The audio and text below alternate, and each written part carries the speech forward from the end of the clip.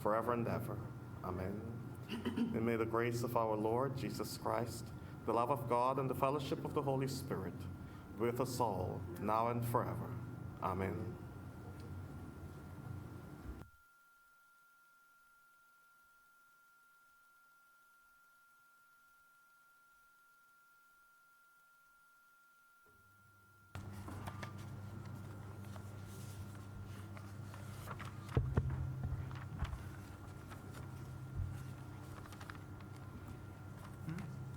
Messages from Her Excellency the Governor General.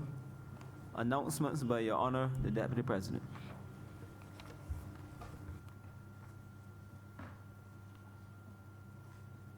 I have received communication and correspondence from the President. He is at the CCJ doing a case today. We've also received correspondence from Mr. Jerome Walcott, Senator Jerome Walcott, Senator Lucille Moore, Senator Monique Tate, and Senator Rawdon Adams. These will not be able to attend today.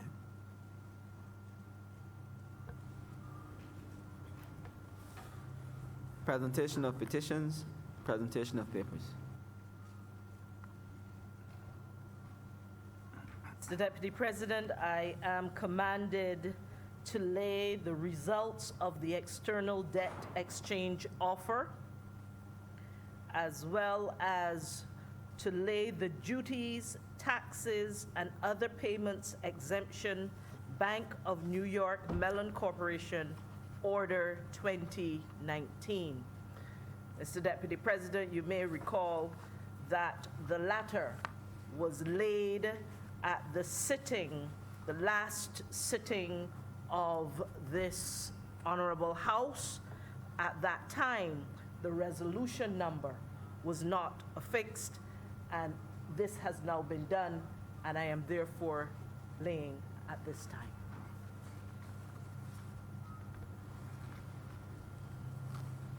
Reports from select committees. Questions to ministers. Requests for leave to move the adjournment of the Senate on matters of urgent public importance. Statements by ministers or parliamentary secretaries. Personal explanations. Motions relating to the business or sittings of the Senate moved by ministers.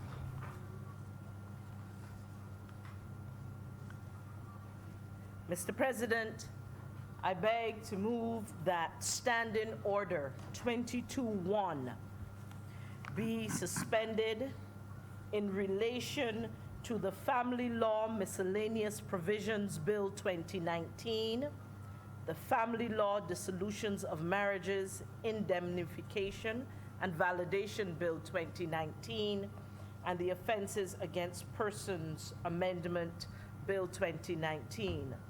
The reason, sir, is because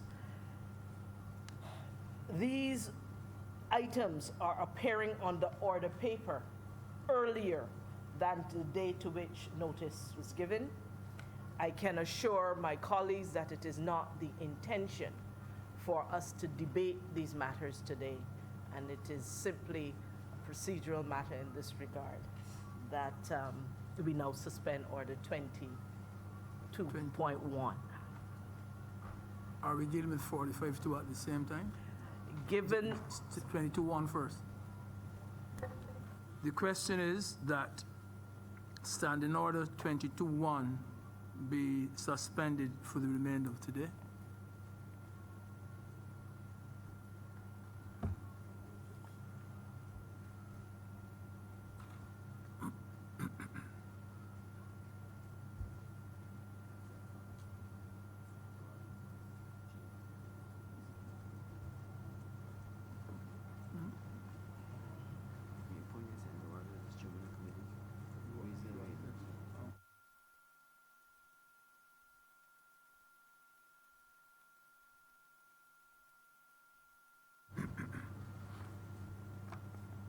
Mr. Deputy President, I beg to move that Senator Rogers be appointed chairman of committees for the rest of today's sitting.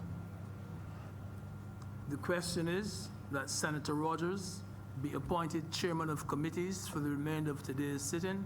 Honorable members in favor, please say aye. Aye. Those against, please say no. Methinks the ayes have it. Senator Rogers will be appointed as chairman of committees for the remainder of the day's sitting.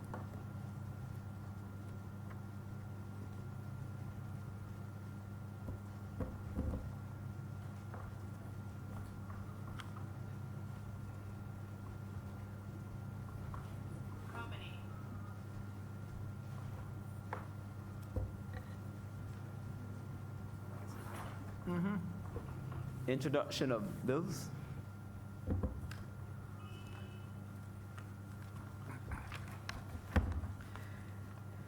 Mr. Deputy President, I beg to give notice of the Family Law Miscellaneous Provisions Bill 2019, the Family Law Dissolutions of Marriages, Indemnification and Validation Bill 2019, and the Offenses Against the Person Amendment Bill 2019, and I ask that they be read a first time.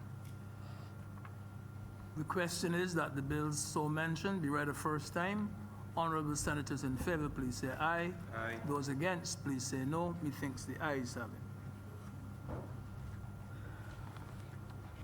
Public business, sir. Order number 3, in the name of the Honorable Acting Leader of the Senate, to move the second reading of the Economic Partnership Agreement between the Caribbean Community, the Dominican Republic, and the United Kingdom of Great Britain and Northern Ireland, Bill 2019.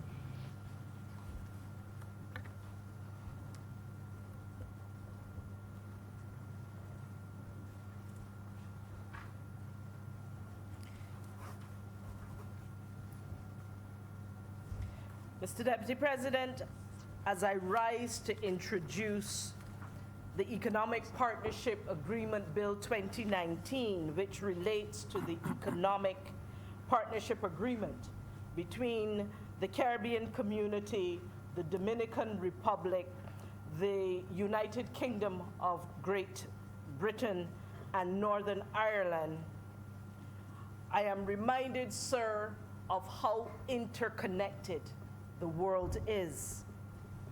What happens in one part of the world, far away from Barbados, in this case, over 4,167 miles away in the UK, it can have a direct impact on Barbados. And we, therefore, need to care about our international relationships as well as our domestic relationships, sir, as they can indeed affect us. Relationships change, sir, whether between countries or between people. And when change happens internationally, Barbados has to respond in a manner that safeguards our interests and equally leaves opportunity open where possible for our people and our businesses. It is against this background, sir, that this bill is being introduced. But, Mr. Deputy President, there's a backstory to this bill.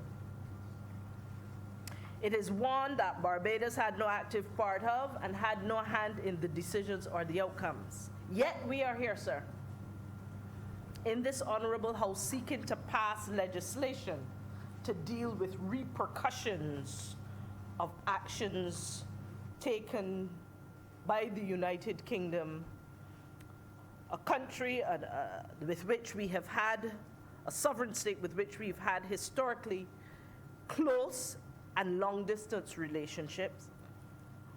We are not in this alone, however, Mr. Deputy President. Other members of CARIFORUM who are party to an agreement that pre-existed this situation, an agreement with the European Union and CARIFORUM countries, we're all in this together. And so that just for the sharing with our honorable colleagues here, those CARIFORUM countries include who are in this with us include Antigua and Barbuda, the Commonwealth of the Bahamas, Barbados, Belize, Commonwealth of Dominica, the Dominican Republic, Grenada, the Republic of Guyana, the Republic of Haiti, Jamaica, St. Christopher and Nevis, St. Lucia, St. Vincent and the Grenadines, the Republic of Suriname, and the Republic of Trinidad and Tobago. This is the group of CARIFORUM countries that were in agreement with the European Union and who are now the subject and parties to this new agreement that is the highlight of this bill. I said, sir, that there was a backstory. And the backstory is one of divorce. It is the divorce of the United Kingdom from the European Union. Without getting into the intimate and technical details, sir, of their fallout, here's a quick sequence of events that have brought us here with this bill. In June 2016, the United Kingdom held a referendum on whether they would remain married in the European Union or whether or not they will go split. 51.89% of the votes said let's split up with the European Union, according to the official record, that is. Now, while that referendum was non-binding, the government of the time determined that they will enforce the results. And so that was followed up by the succeeding government as well to implement those results. And back in March 2017, the UK would have initiated its official withdrawal process from the European Union. Sir, again, just as a bit of background, there were 28 countries in the European Union. These are 28 countries that have agreed to a political and an economic union. They have agreed that markets that are together within their borders will be treated as one single market of all those countries that are apart, a single market, and that they would apply a standardized system of laws on certain matters where they agree to act as one. So, sir, when the UK decided that it no longer wanted to act together as one, it upset the apple cart of the economic union with these countries. And what it also did, it affected the agreement that countries like Barbados and those other CARIFORUM countries I mentioned earlier, where we had that agreement with the European Union, with the United Kingdom a part of it. Now that the United Kingdom was exiting, we asked now what will happen to our trade with the UK when they are no longer a part of the EU agreement that gave us that safeguard and protection.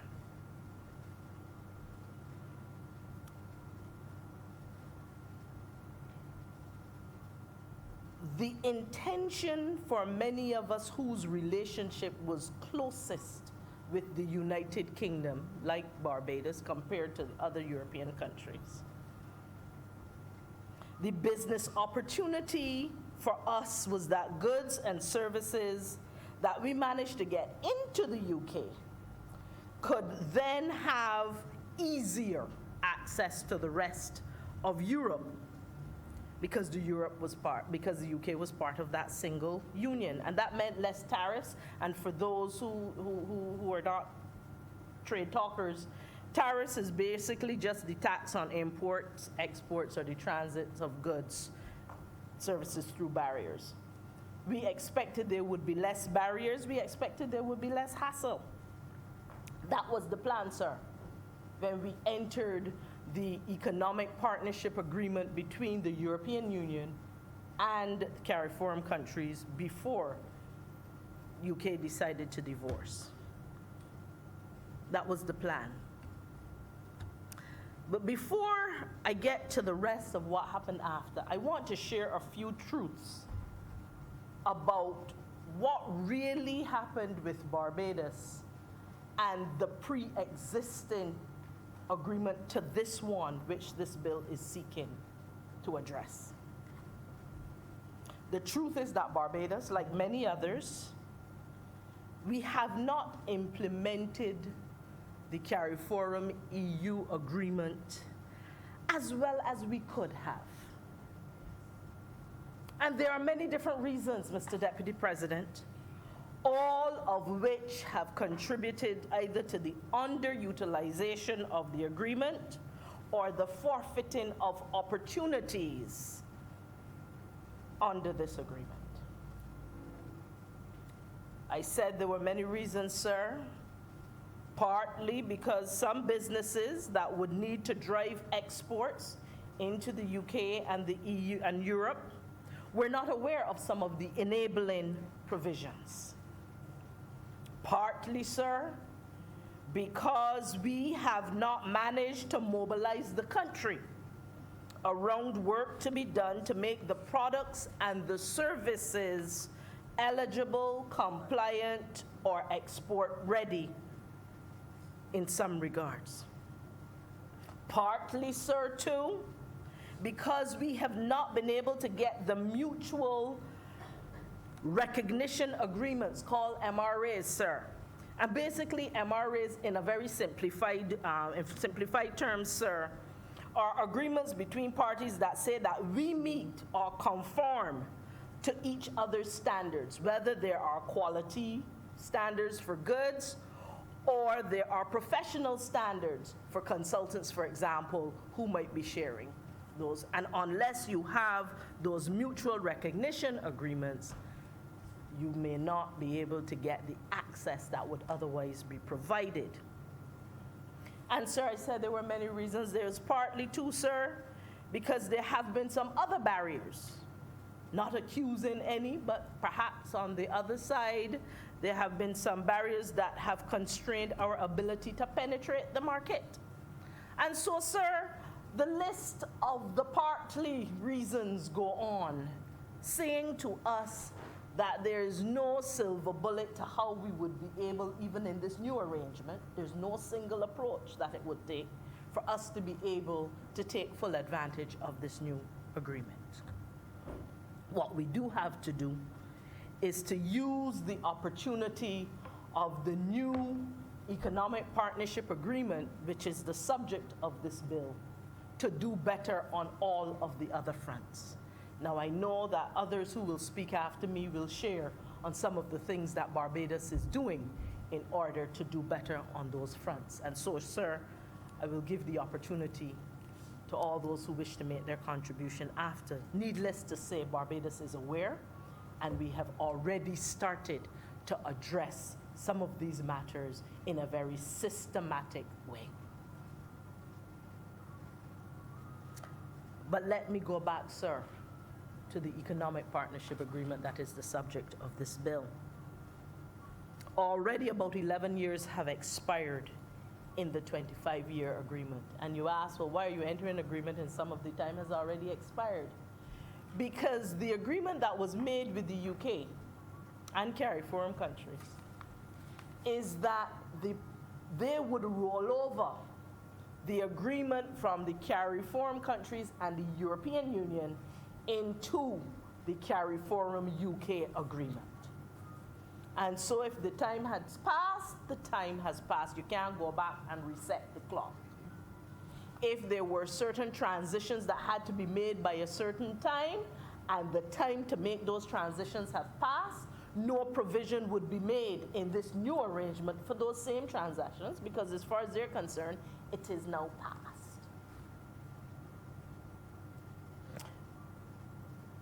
We would be happy to know, sir, that many provisions are very much the same as what we would have negotiated, what we had negotiated with the European Union. There are a few changes.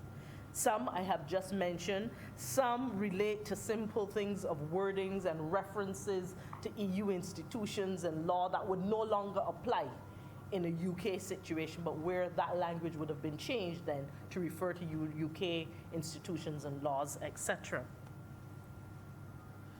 Some of the changes, though, Mr. Deputy President, I'd like to highlight that are significant in this one. One is that this new wording now allows goods to transit Europe without being deemed as having changed their origin. Now, for those who are non-trade specialists, there are certain criteria that goods have to make, say they're leaving Barbados to go into the UK under special preferential treatment. There are certain rules of origin criteria that says this has originated in Barbados. And what happens is that we have noticed that when a good goes from Barbados to another country, it doesn't always take a straight route.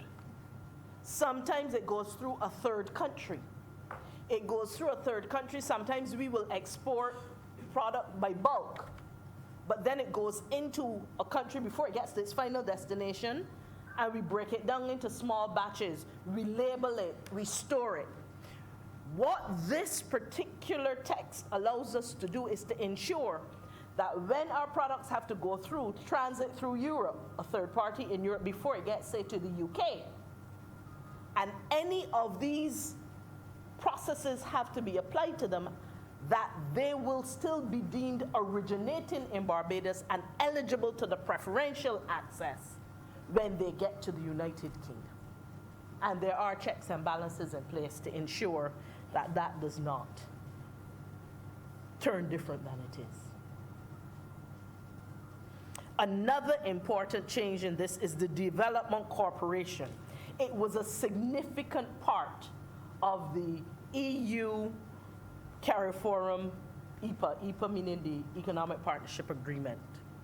Now, Development Corporation, again, refers simply to provisions of assistance to poor and less developed countries to help them to develop. That's all the Development Corporation means. Now, this is usually administered through the European Development Fund, and the UK was the second largest contributor, 5.8%, to this Development Corporation budget as part of the EU family. Now, you say, so now what happens?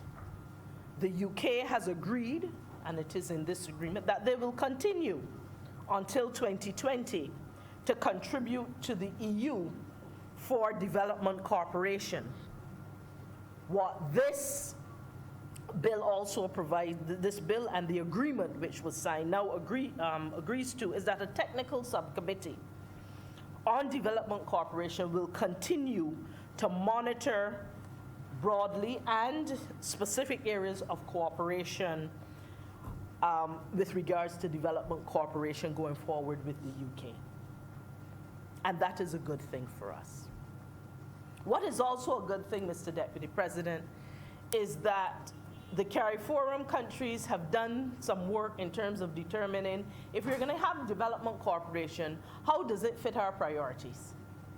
And some of the priorities that have been identified, I would wish to share because it is important for us to understand that the agreements that we have made that are the subject of this bill. We have agreed as one of our cooperation priorities to build the human, legal, and institutional capacity to comply with our commitments.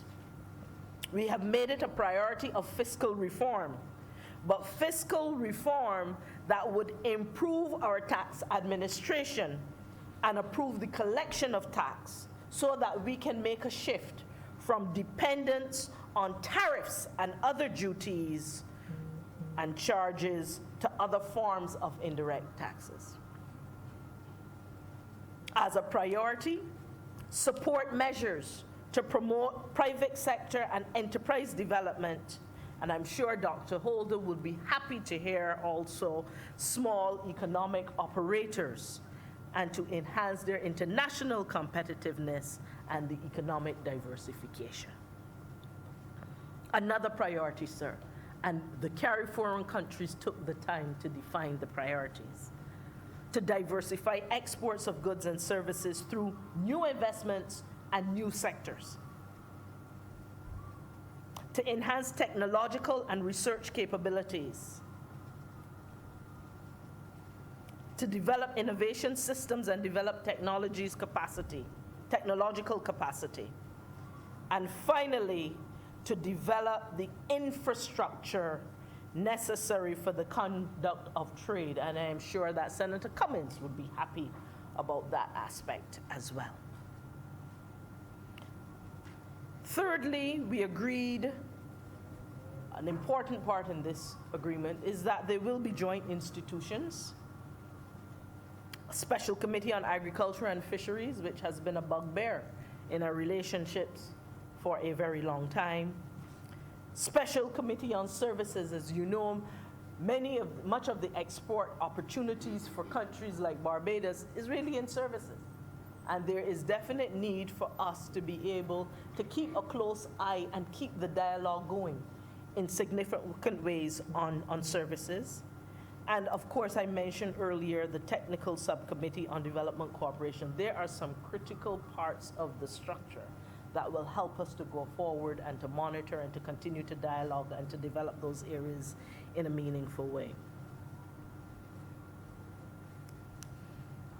Let's talk about Barbados just a little bit. We talked earlier about the fact that Barbados had not been able, let's just say we have taken advantage, but not to the extent we could, of this agreement. Exports to the UK in 2008, let's look at the last 10 years before this one. 2008 were approximately 67,248,867. 67 plus million. Last year, that was down to 13 million, 33,319. Our exports were cane sugar, other rum, tafia, variable resistors, artificial parts of the body, other body implants, falernum, frozen chicken, pepper sauce, Morby, sweet biscuits. Those were the top ones.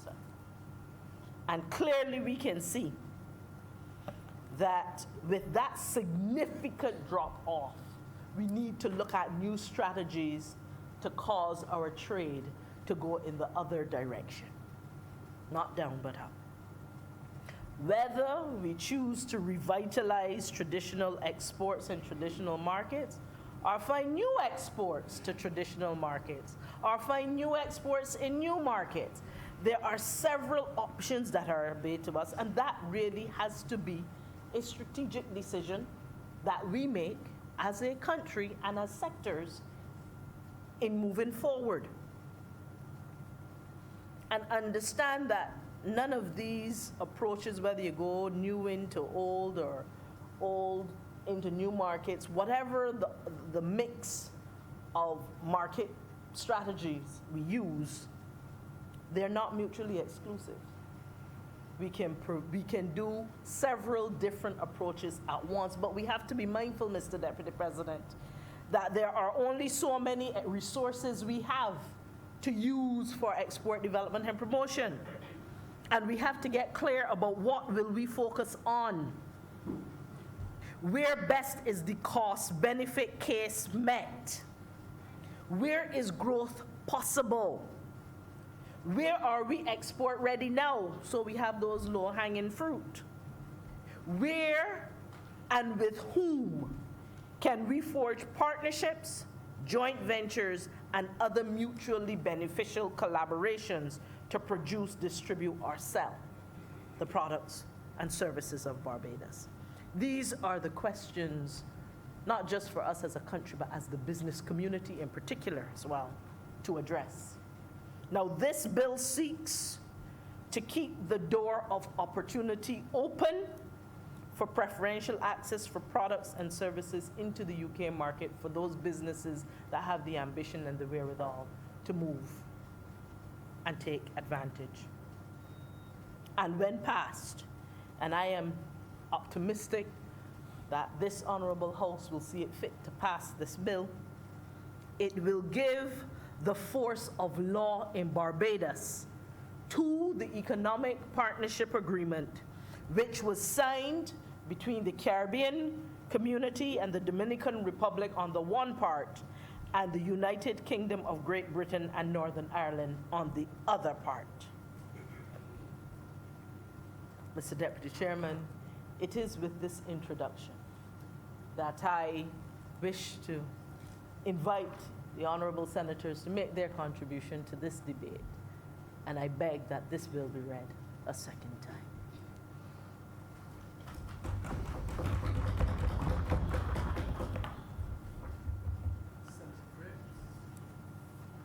Good afternoon, Deputy President and other honorable members of the Senate. I want to first thank the acting leader of government business for her introduction to the bill. It was quite comprehensive, and she raised a number of points and questions that we rightfully must address as it relates to economic growth in Barbados going forward, and how do we envision those types of strategies. And sir, I raised to support the bill before the House, the Economic Partnership Agreement Bill 2019. And I also want to congratulate the government and the rest of CARIFORUM for being proactive in the face of much uncertainty as it relates to the relationship between the United Kingdom and the EU. Sir, what this EPA does is it ensures some level of stability to our trade relations with respect to one of our major trading partners, and that is something to be commended.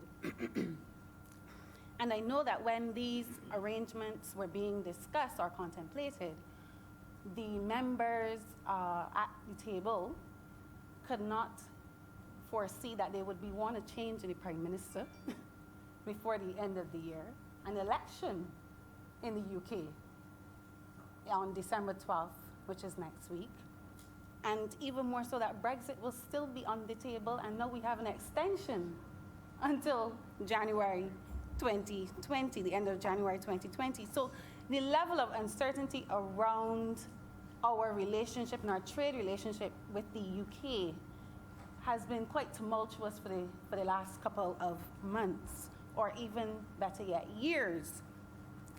And so that type of uncertainty is not good for business because it makes planning extremely difficult. And what CARIFORUM has sought to do through this arrangement is to mitigate some of this uncertainty and to establish a more formal arrangement in the face of Brexit. Sir, Barbados is known for being a service-driven economy, mainly, and that is through the tourism sector. And what I want to talk about a little bit today is how do we take advantage of these types of arrangements?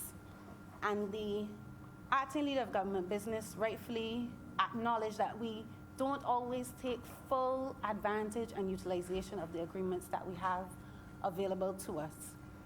And how do we allow Barbadians and Barbadian businesses to take advantage so that they can expand their operations and increase the level of exports coming from Barbados? Sir, we hear a lot of rhetoric sometimes about, you should open a business. Start up a business. It is one of the ways in which we can drive economic growth. And sir, a part of that conversation is usually missing. And that is where I want to go today, because it is in relation to product development and even for Barbados, the type of services that we offer. Sir, I want to talk today about something called the product space. And it is a term that was defined and expanded on by two individuals primarily, one Ricardo Hausman and Cesar Haldego, both of Harvard Kennedy School. And two papers that I will be referring to today, one called Country Diversification, Product Ubiquity, and Economic Divergence in 2010 by those two individuals I just mentioned. And the second paper is one that was published by the IDB, the Inter-American Development Bank, Policies for Achieving Structural Transformation in the Caribbean. Those two papers. Sir, when they talk about the product space, I want you to think about something that looks like an intricate spider web. And what those two individuals sought to do was to look at how products are developed and what are the network capabilities that bind those products together. And sir, when the Caribbean was mapped up against that spider web, it was found that the products that we produce are far apart. They don't have a lot of connectivity to them. So the Caribbean doesn't have the network capacity, as they call it, to produce similar products with the same type of capabilities. And those countries that have or produce products rather in the smaller, more connected nodes in the network can easily transfer from producing one product to the other because they had the same capabilities and inputs into the process. Sir, only Jamaica and Trinidad had some moderate network nodes because, of course, they have some manufacturing capacity. But, sir, in Barbados, it seems that we don't have the physical and technical capabilities to produce a variety of products based on the same network capabilities.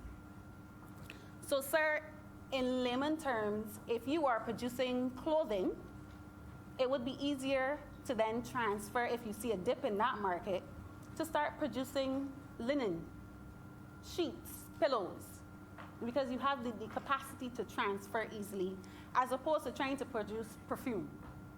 That's a harder leap to make, Mr. Deputy President. And what I want to mention here is, I know government has mentioned in some of its discussions to the public that we're moving towards a people-driven and people-centered economy.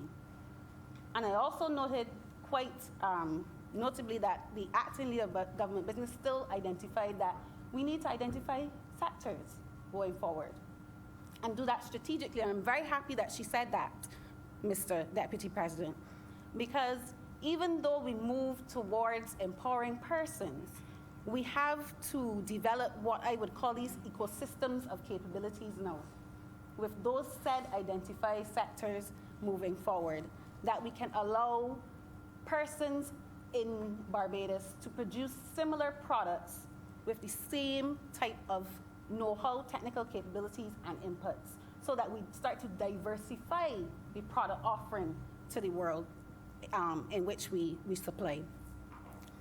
And why is that somewhat of a good strategy? I think if we move in that direction, along with identifying those niche areas and those value-added products, we are too small to spread a lot of scarce resources that we have, the scarce resources that we have.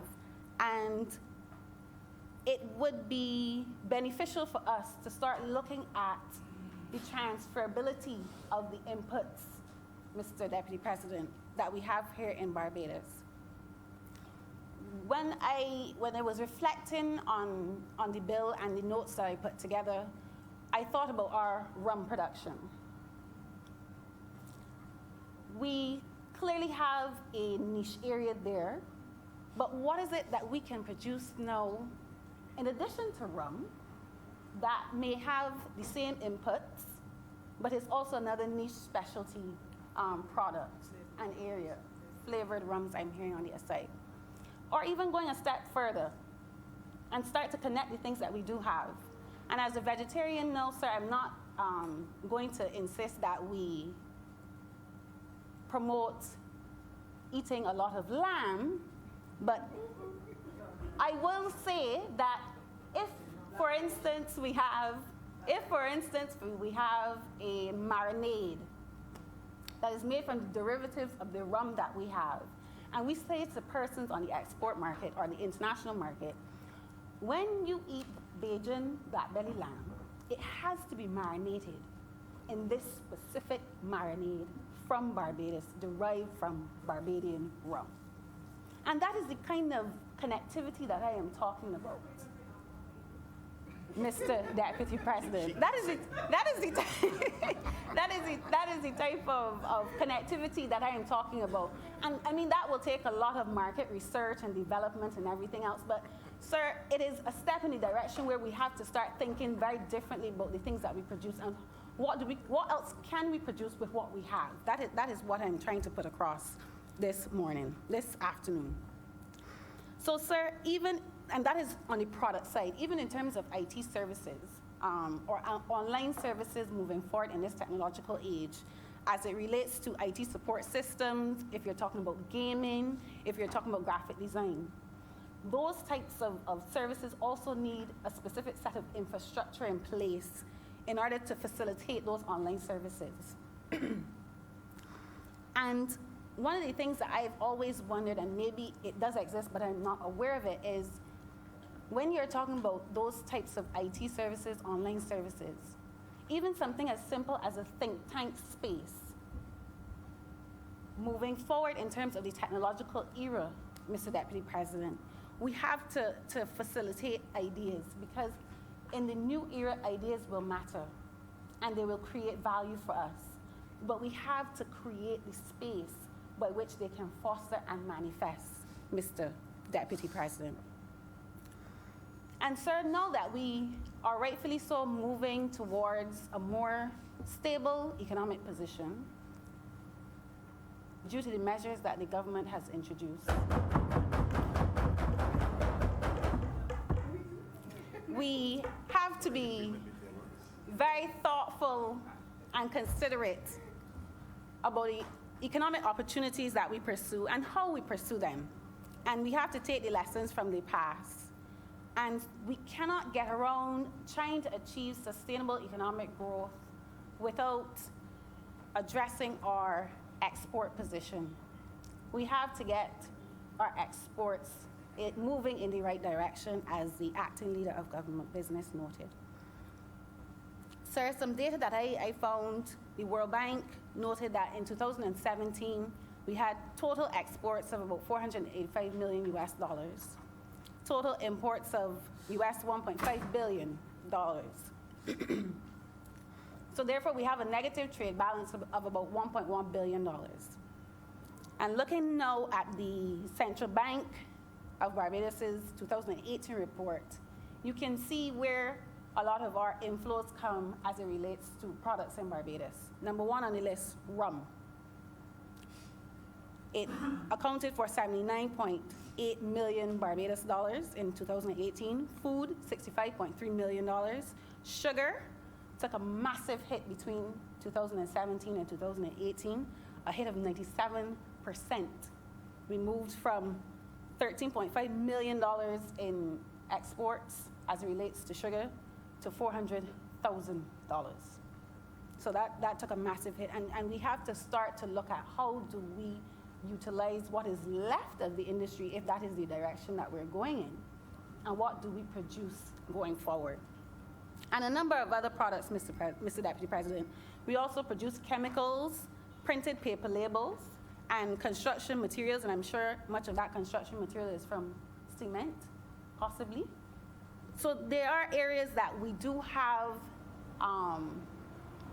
export potential, but as I just mentioned, unless it is rum, food, and sugar, they're very disjointed in terms of what they need to be produced. So that is why I'm asking that we look at the ecosystem of capabilities, that network of things that allow us to use the same type of imports to produce various products. Sir, the bill before us has to become real to people on the ground. Entrepreneurs need to be able to explore new opportunities in a way that is effective for business. And as I said, they can only do that if they are operating in an environment that facilitates it. And what government, entrepreneurs in the private sector, and everyone else in that set of persons need to start doing is to start to identify those new and emerging markets and those complementary products and services that we have either a niche in, a competitive advantage, or we see some value in producing it for the rest of the world. And sir, once we can start to look at the transferability of inputs, I think that is very important because, as I said, we have scarce resources. If we start to look at the transferability of inputs, I think that our efforts can be more efficient in terms of our production potential. One of the other things I want to note is that because the bill is also couched in CARIFORUM, that is the basis of the agreement, is in those studies that I mentioned earlier, it noted that CARICOM countries lagged in terms of the structural reforms that it has embarked on in the last 20, 25 years. We are behind, Mr. Deputy President. But when that study collectively looked at CARICOM, given all of the political nuances and the social aspects of CARICOM, as a single, fully integrated country, we produced a higher level of GDP across the board, and we had a greater level of export sophistication. And that is something, sir, that we have to take stock of moving forward as a region and start to realize that we have a lot more in common than we have divided. So, sir, the government now has the opportunity to use this agreement to mobilize emerging and new business. But we have to do that on the backdrop of introducing some policy measures as well. I know it was also suggested in the 2018 budget, I stand corrected, that we were introducing a peer-to-peer lending platform. I think that is an excellent idea, and that's something that we have to think about and develop if we are talking about introducing new business so that we can mobilize capital in a way that we haven't before. We have to also think about how we utilize the space that we have in terms of the infrastructure that is around. A lot of derelict buildings are around that we do not use, we don't utilize them efficiently or effectively, Mr. Deputy President. So even in terms of how we utilize our infrastructure and what type of activities occur in those spaces is something that we have to strategically look at. We have to look at cooperative development, getting persons to start to think about how we get group economics into the norm of Barbadian business and economy, because by and large, a lot of people do things in isolation. And if we can start to get persons together to bring together their resources, we can start to see movement in terms of business development. And sir, why do we have to take advantage of these opportunities? Also, from a fiscal position, it is important. Government has to shift towards generating revenues from productive activities rather than from taxes and fees directly taken from its citizens, which at the moment some will say is quite unbearable, Mr. Deputy President. And if you can have productive activities generating the revenue that is needed to service a lot of your social services, then you stand to be in a better position financially in terms of your fiscal account. So, sir, what I have explained to you is just one area where there has been research in terms of how does the Caribbean move forward in terms of business facilitation, business development, product development. And one of the things I also want to know is that it is not that we lack information. There's a lot of information out there for us to take advantage and for us to implement. However, that seems to be where we fall short. The implementation deficit has caused us to, as rightly said, it has caused us to lag in terms of moving forward, in terms of our economic development. And sir, I really hope that we can take advantage now, moving forward, of these types of arrangements, with the backdrop of having a long-term plan for this country. And when I say long-term, I'm talking about a 20, 30-year type of vision. Because what we will continue to find is, as the global uncertainty increases, we will find ourselves faltering here, there, and everywhere, trying to play catch-up, Mr. Deputy President. And sir, I say that because I don't know if the political context and the culture that currently exists is conducive for that type of long-term planning. If every 5 years we exercise our democratic right to vote, how do we propose something for 20, 30 years that we can all take hold of while we are in the midst of making short-term policy plans? And that is something that philosophically I wonder about a lot, Mr. Deputy President. But nonetheless, I support the government, I said, with the tabling of this bill. And I really do hope that it moves us in a direction that can start to create new opportunities and jobs in Barbados. And I do implore the government to put measures in place, some real measures in place, that allows for businesses to take advantage of the measures in the Economic Partnership Agreement. And sir, listening to the debate in the other place, the minister in the Ministry of Foreign Affairs, she made quite an impassioned pledge towards Barbados making its mark on history's page again.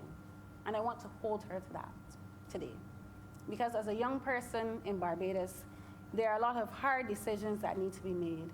And I really do hope that in the near future, this administration has the political will to make those hard decisions for the long-term viability of this country. Mr. Deputy President, I am obliged to you. Thank you, Senator Drakes, for excellent speech, excellent contribution. I recognize Dr. Holder.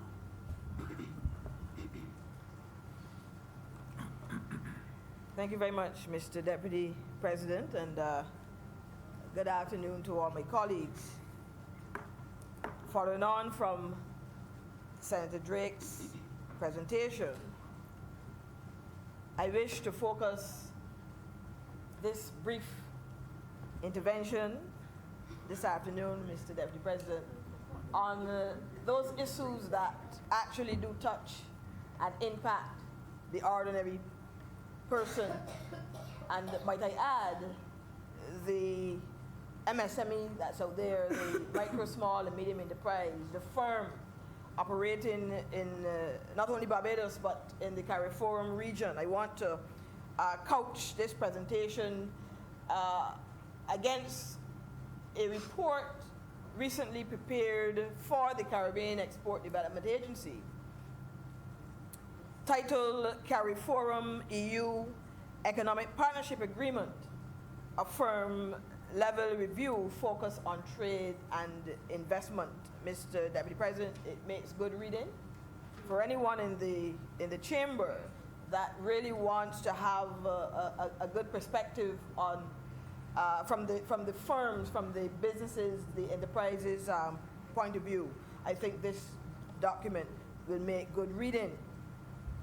You know, Zig Ziglar once said that if you are not willing to learn, no one can help you.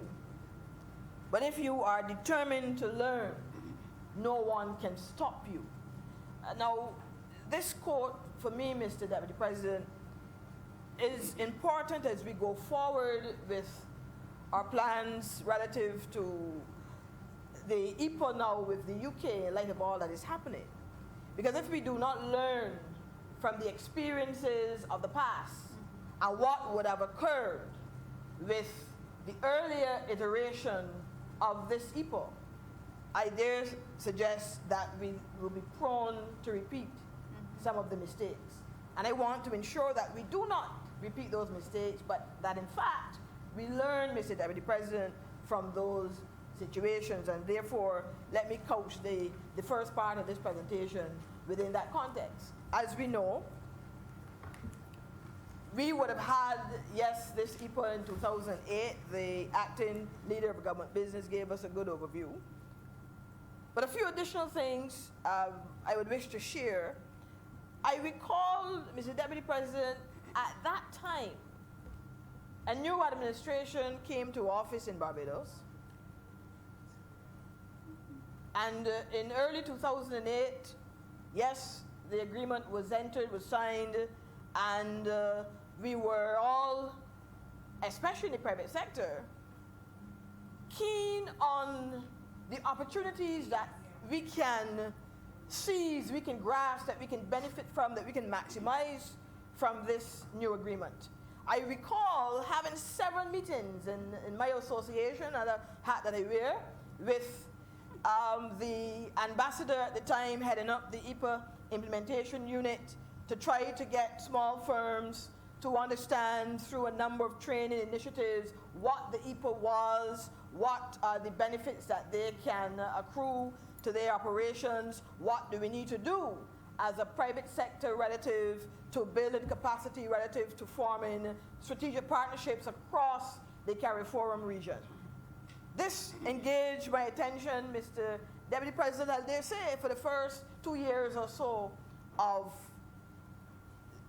the agreement having been signed. It was billed as the greatest opportunity that we have at this time to access the EU region. As you know, the EU region represents a significant market for the trade of goods and services. So we were gung-ho, as the young people would say, excited about it.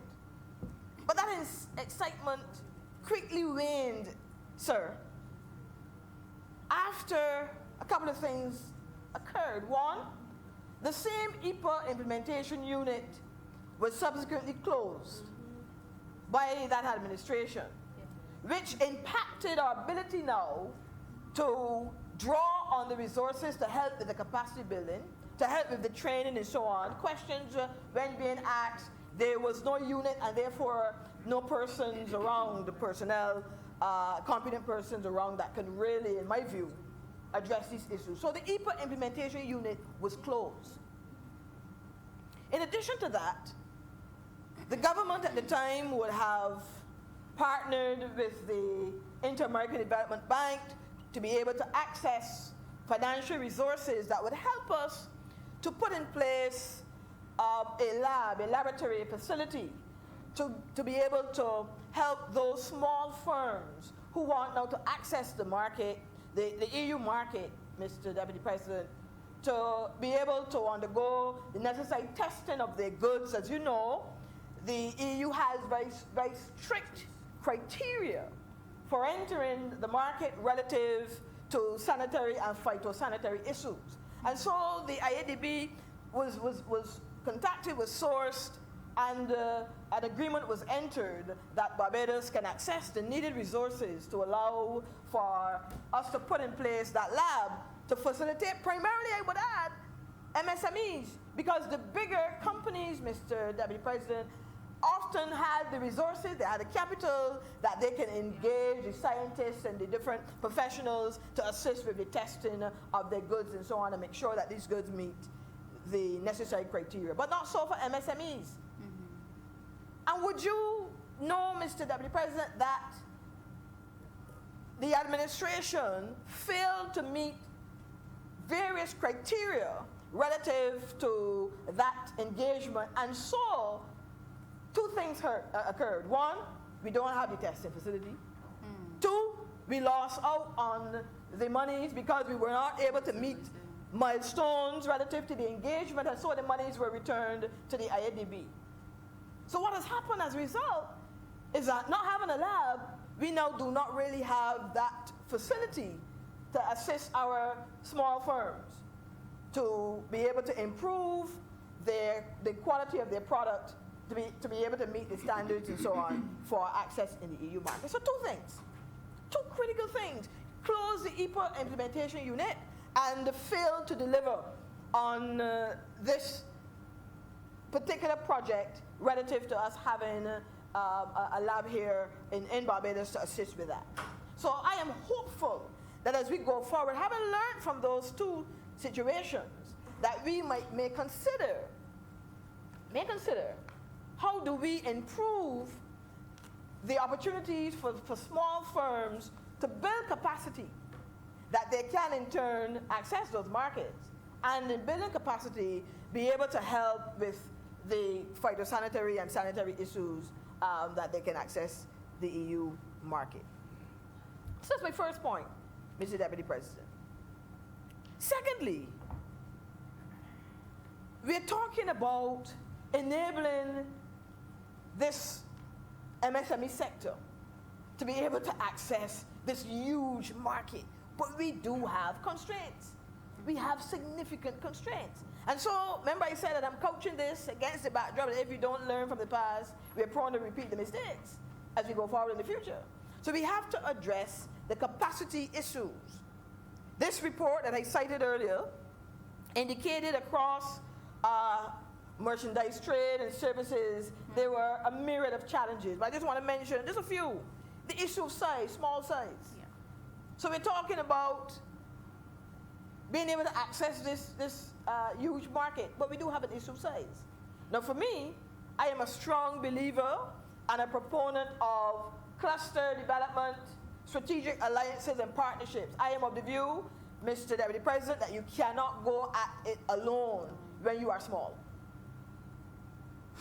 So the Lone Ranger concept does not fly for me. I know that many of us will agree. Yeah. We watch the Lone Ranger movies and so on growing up, and we love this picture, and maybe it would have left a particular imprint on our psyche.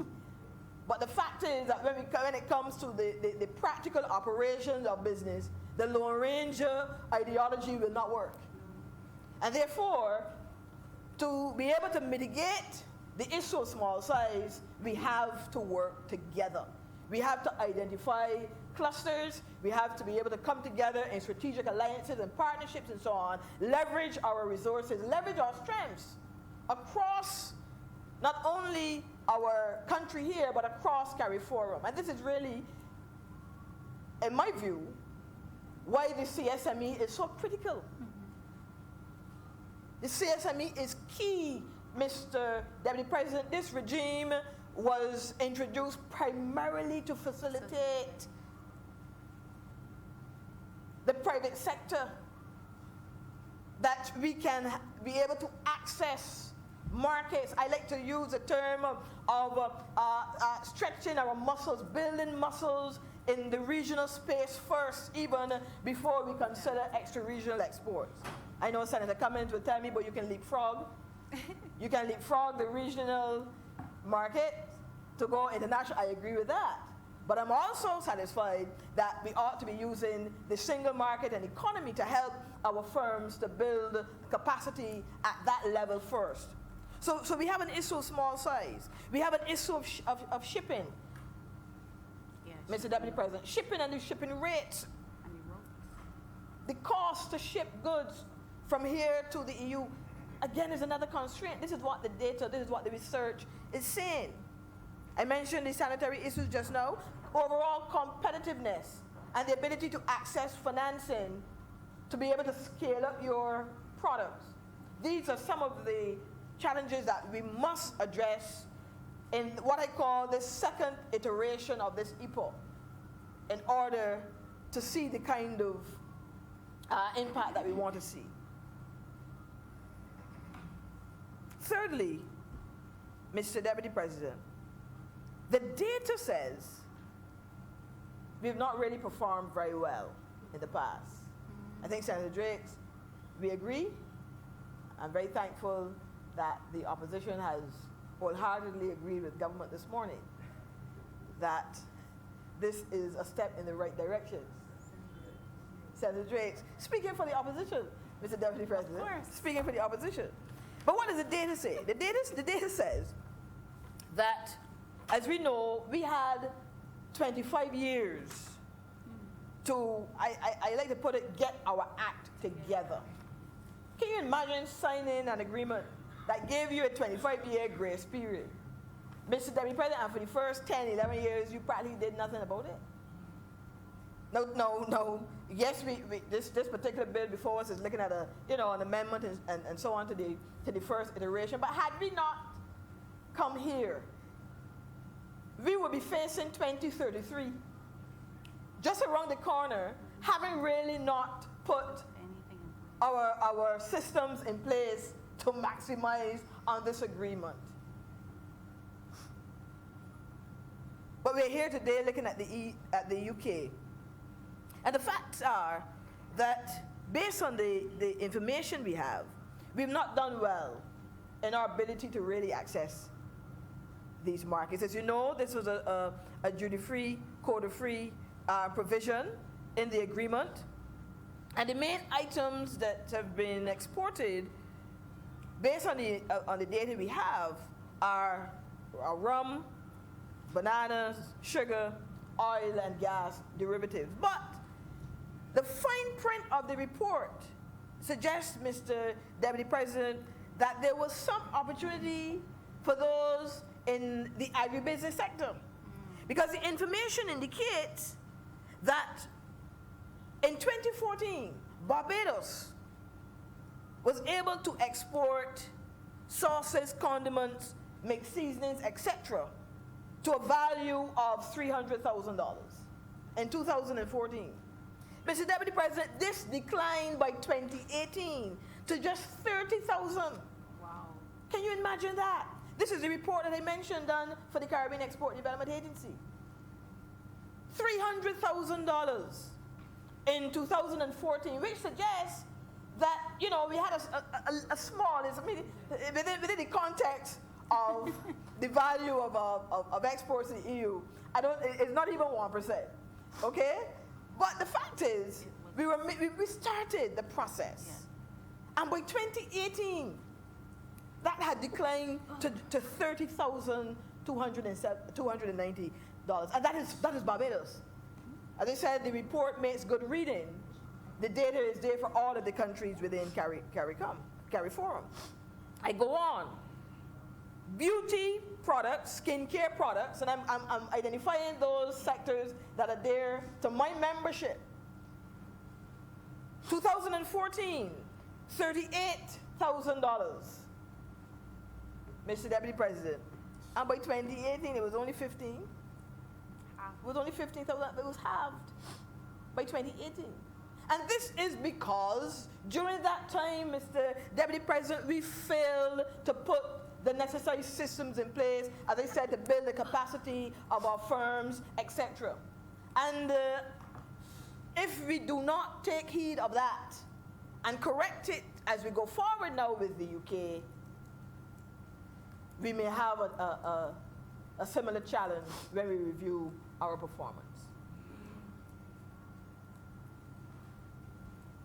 Conversely, the data indicates that while Barbados, and I heard the deputy leader, the acting leader of government business this morning refer to some numbers, my report from the Caribbean Export Development Agency suggests a slight difference, but I think the spirit is the same.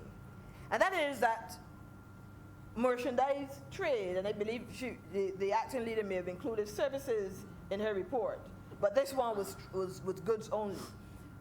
Suggested from this report some $21 million in 2008 from Barbados, the value of our exports to the EU.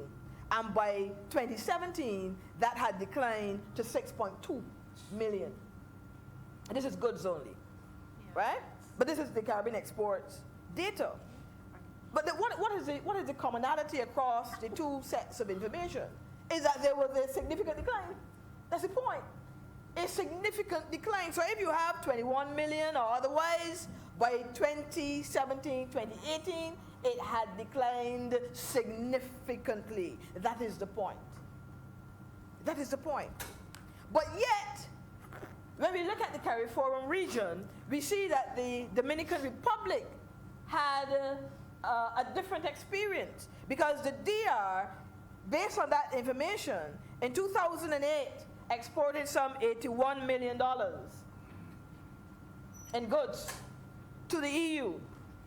And by 2017, that was $128 million, Mr. Deputy President. So what is it then that the DR would have done to be able to turn their fate around over the same period of time? And I believe that is maybe a discussion for another time, right? But they're definitely learnings that I believe we can draw from that experience. But moving on to my other point, Mr. Deputy President, given this kind of performance, the question then is, what is it that we really ought to do to make sure that as we go forward with this UK arrangement, we can maximize on the opportunities that are there for firms, for enterprises. I alluded earlier to the issue of capacity building. That's one. We want to make sure that, yes, we can mobilize our small firms, that we can have the right kind of relationships, the right kind of models. I dare suggest drawing on the CSME as definitely a first step. Secondly, the point was mentioned about the mutual recognition agreement, because my data so far has been on goods. But we want now to be able to move to the export of our services, and we cannot do so if we do not address this MRA situation, because if in the EU they do not recognize the certification and qualification of our architects, of our engineers, of our management consultants, etc., they will not be able to access the market. So we have to ensure we put those arrangements in place. We have to. Thirdly, I'm calling again for some implementation unit to be set up. We need to have that in place. We need to have that kind of support, Mr. Deputy President, that would help across the CARIFORUM region. If we have the resources, and I know that we have a government that will try to find the resources, right? We need to be able to put in place that implementation unit, because it will definitely help with the capacity building of our firms. That's the truth. It will help with the communication, the dissemination of information, etc. Because this report indicated that across CARIFORUM, many of our firms were not even aware of the EPA. There was actually one quote from Chamber of Commerce rep from the Organization of Eastern Caribbean States that says, and I quote, "The market entry regulations that exist are very complex in both products and services." The research went on to suggest that many firms that were interviewed indicated they had no knowledge of the Economic Partnership Agreement, yet this was signed since 2008. So it tells me that on the ground, in our individual countries, we need to have that unit. We need to have a contact point. We need to have a face. We need to have, the resources in place that will help with the communication, the dissemination of information, etc., etc. Because interpreting these agreements require a particular skill set. That's the truth. To be able to take this language, and sometimes even though it's written in English, you still have to translate it in such a way that the average individual who is intended to benefit from this can understand and therefore can appropriate what the agreement is intended to do. So whereas I agree and support 100% this afternoon, Mr. Deputy President, the provisions in the bill, I want to suggest to us, let us make sure, having learned from the past, that we put the necessary systems in place to take us forward. And my final thought this afternoon, Mr. Deputy President. I've been. Yes, thank you very much. My final thought is this. The world has changed. The world has changed. The world has changed. Who does not understand that concept, I would suggest, is living in a comatose state. The world has changed. And it hasn't changed today, not even yesterday, not even last year. For some time now, we have been warned, I suggest, we have been warned by the developed world that as a Caribbean, as a CARIFORUM region, we have to paddle our own canoe. We have been warned about this for some time. We have been a bit tardy, in my view, in putting the systems in place and the transitioning to the kind of operation that is needed for us to compete, for us to survive even. We have been tardy. We have been tardy in ensuring that the vision of CARICOM is realized, that what the original architects, if you will, of this integration project intended this to be is actually realized. We have been tardy. And while time has been going by, ticking by, we, Mr. Deputy President, in my view, have been a bit recalcitrant in doing what is needed to position our region for growth going forward. Now, what are some of the reasons that I may have come to this conclusion? When we look back, we are now coming to the end of, I think it's Cotonou. Cotonou has now to be renegotiated, I believe, in 2020, right? But before Cotonou, there were about, 3 or 4 iterations of the Lomé Agreement. When you look back at all of these agreements, Mr. Deputy President, the architects seem to be suggesting to us that we have to take control now of our own development and not rely on concessionary funding and grants and so on. They have been saying that to us now for a while. But we still go knocking, it would appear, knocking on their doors, still to take care of us when they're saying to us, we have weaned you off of ourselves, you have to take charge of your own destiny. You would recall, Mr. Deputy President, 3 things that maybe were done to help prop up our economies coming out of that independence period. You would recall that 1, the UK took our excess labor by having very lax immigration policies, because the view was we can't have any, rioting, and we need to make sure that we have a stable society and so on. So you had the very lax immigration rules, and therefore I recall growing up at a time when our neighbors went off to England to work, build the railroads and worked in the hospitals and all that. Then we saw what happened with the Windrush situation here recently. But that was what occurred back then. That was 1. Secondly, they took our commodities, you recall? Yes, they took our sugar. In the case of Barbados and bananas and some others. All right? They took our sugar. They gave us they gave us, Mr. Deputy President, the opportunity to continue to grow our sugar cane, and we had a ready market and so on, even though they could have gotten sugar from the beetroot. They're propped up, yes, they're propped up for a while, our sugarcane industry. And then what was the third one? We were able to go and get concessionary financing, we were able to get grants, we were able to access loans at very low interest rates. All of this was designed, Mr. Deputy President, to make sure that we could have propped our economies up.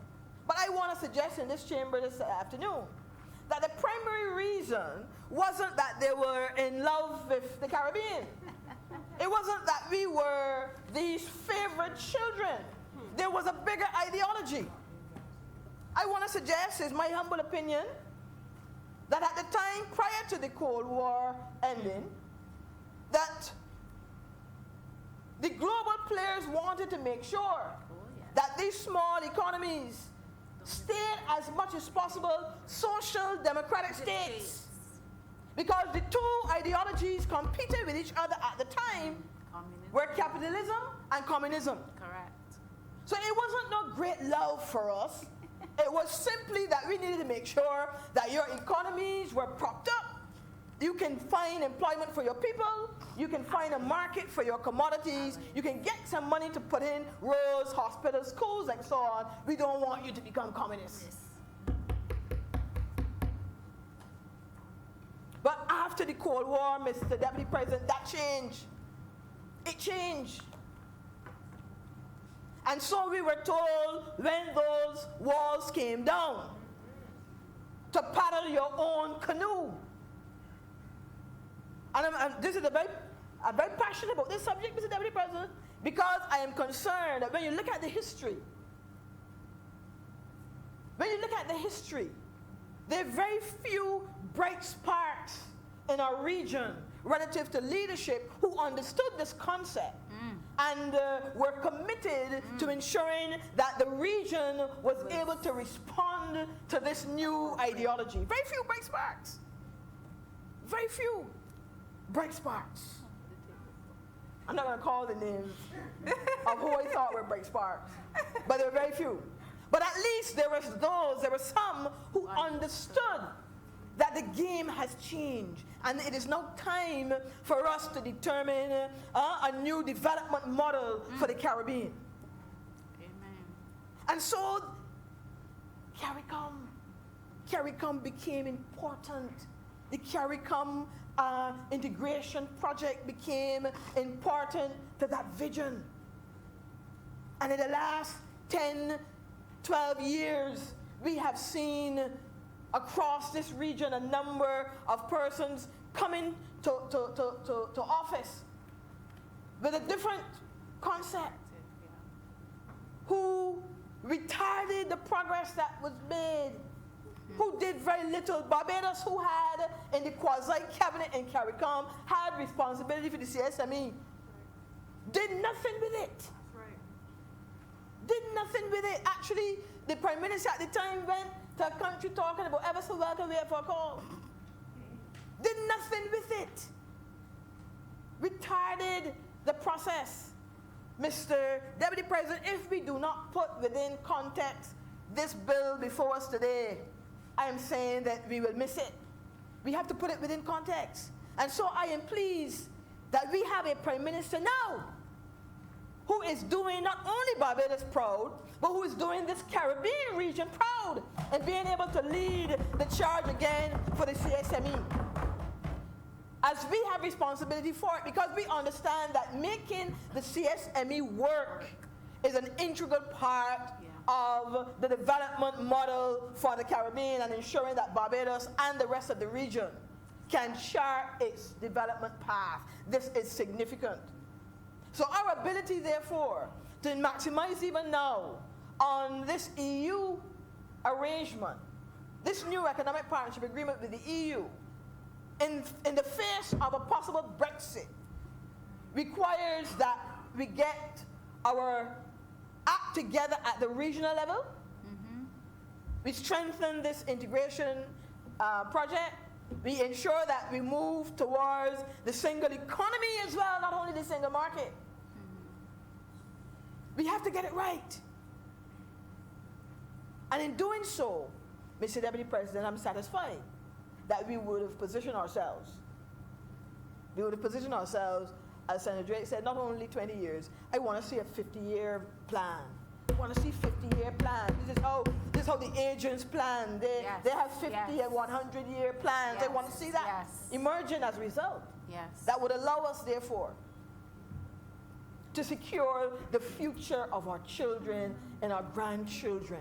Yeah, at stake. So, Mr. Deputy President, with those few, with those few words, I support this bill, Good word. and I look forward to the rollout of a number of programs that would help us to strengthen the capacity of our private sector, our MSME sector in particular, and strengthen the regional effort to be able to maximize on the opportunities that can come from trade in the United Kingdom. I'm obliged to you, sir. Thank you, Senator. You could hear the passion in your voice. Mr. Deputy President, I beg to move that we suspend for lunch and return at 2:30 p.m.